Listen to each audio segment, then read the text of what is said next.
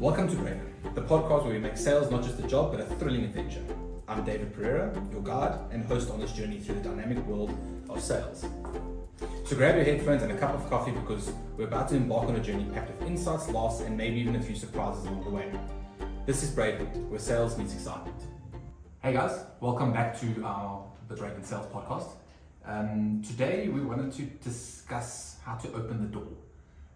I think it's quite an interesting one that a lot of our clients tend to struggle with, and we as Braven are quite good at it, if I do say so myself.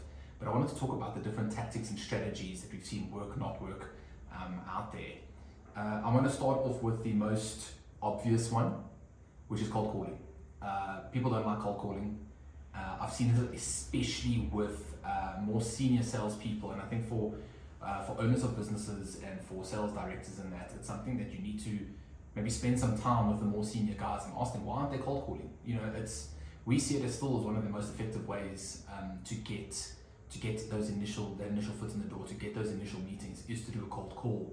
I've had this discussion quite a lot of people, and I still do my cold calling every now and again. And one of the things that I've seen that has worked for me is obviously being prepared. I mean, don't give, especially if it doesn't matter who you're phoning, be prepared. Don't come across like you don't know who that person is. Don't come across like that individual. You don't want to be that person. So one, I think be prepared, know what you want to talk to the person, and be very quick to get your value across to the individual. Don't beat around the bush. Don't necessarily have to ask the person how their day is. I think it depends from culture to culture. I think in South Africa we're very friendly. So it's in our nature to always say, hey, how are you doing? How's your day going? Whereas you start going to different international territories, I know that in the States at least, that you get right to the point. You've got 20 seconds to put your value across to that individual before they're either very rude to you or they say they're not interested or whatever the point might be. So I think the first one from a cold calling perspective is be prepared. The second part of it is know what the intent of your call is. For us, because we are in B2B sales, the intent of our call is very much to book a meeting or to try and meet someone else in the business that might be more relevant. So again, make sure that you give your value across so that you and the person on the other side of the line knows the intent of the discussion. I know with me with cold calling, I don't try and pretend this person knows me. I'm very blunt. My line is literally the same every single time I do a cold call. I pick up the phone, I phone the person, I say, how's it? Or depends if they're South African, but I say, hi, how are you doing? Please note you do not know me. My name is David and this is a cold call. Do you have 2 minutes to put the value across? This is what I'd like to talk about. And all my cold calls that I do is literally the same line over and over again. Then I start that way. I hear what the other person's going on the other side of the line, and then I carry on with the conversation. I think thinking back into what I'm talking about now, cold calling can be a whole video in itself. And I think I'm actually going to focus in on cold calling for the remainder of this episode, just because I think there's so much to talk about on the cold calling. I think that opening line around the fact that what is that opening line? How are you going to get that interest? How are you articulating yourself? Make sure that you are in a decent mood. People can perceive your mood by the tone of your voice. Put it into the golden hours. Understand who you're phoning.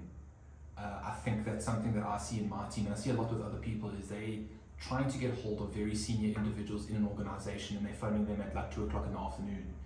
And I mean, yes, you might get through to that individual, but you're catching them in the middle of the workday.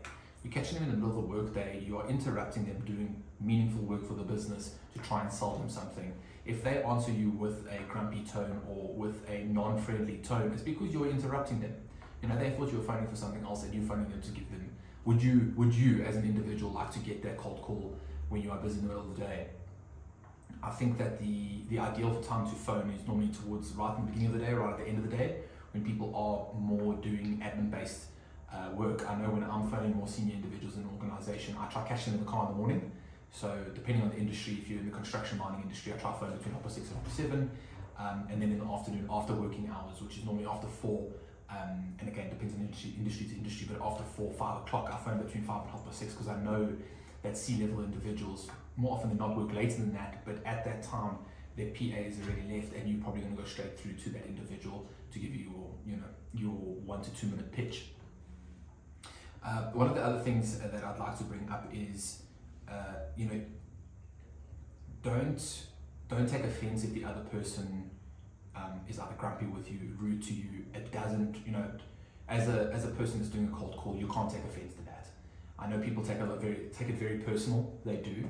And I always say to them is that you don't know what the other person on the other side of the line is going through. You don't know if they're having a bad day. You don't know if they just got into an accident, if their dog got run over. You don't know what happened. You don't know what that individual's going through. So try be as nice as possible. Try and be as empathetic as possible and try and understand and say, listen, I'm sorry that you're going through. Would you mind I give you a call another day? And if they're still rude to you, say, how's it? Listen, I hope you have a better day than here. And you put the phone down and you go to the next one. In sales, there's always an opportunity around the door, and the more people you phone, the more opportunities that you can get.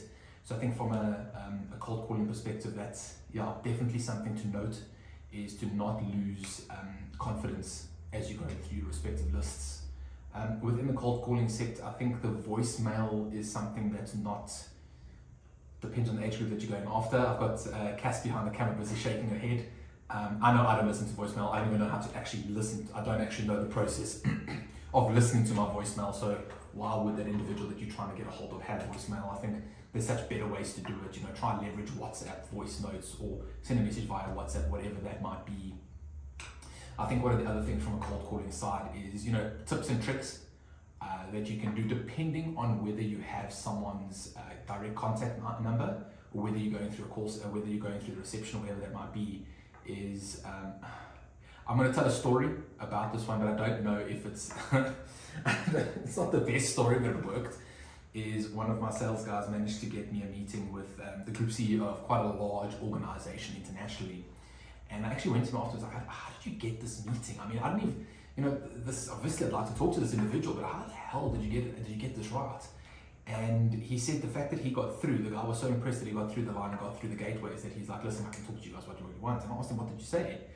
And he said he went through the reception, and what he said was, when they answered the phone, he's like, listen, the receptionist picks up the phone, he's like, listen, this is the 4th time this has happened to me. I kept on getting knocked on, please can you put me through to the CEO? The conversation stopped midway, and the receptionist had got so fumbled that she immediately put him through to the group CEO, and he obviously took the meeting. Just very interesting, the different tips and tricks of what you can use in order to get to the individuals. I think the other thing that my team has seen is, I mentioned a little earlier, is be in the right frame of mind. Don't be negative. People can perceive negativity. It comes through your tone. So if you are having a very bad day, if you want to do the cold calling, find a way to get into that positive mindset. To try to find a way to get back into that happy, smiley mood. Smile when you're on the phone. People can hear it. I know it sounds silly, but people can hear it. So try and, find a way. I went to it was a mastermind a while ago where they taught us different techniques in order to get into a positive mindset. Trying to rub your wrist is what he wanted to do, and you relate that to a good memory that you've got so you're in a good headspace. So I think the last tip that I would mention is be in a good mind frame. Be more talkative. Be happy. Be smiley when you're engaging with these individuals. You can sense it immediately when you pick up someone and say, hi, how are you doing? Very friendly. That you might pick that other person up and they're more open to hearing what you have to talk about.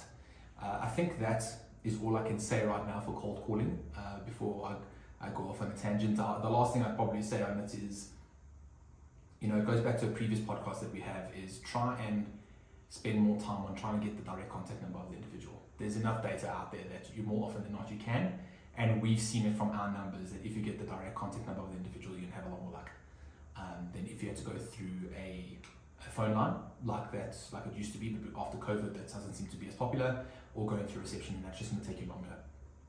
I think you're going to get more success.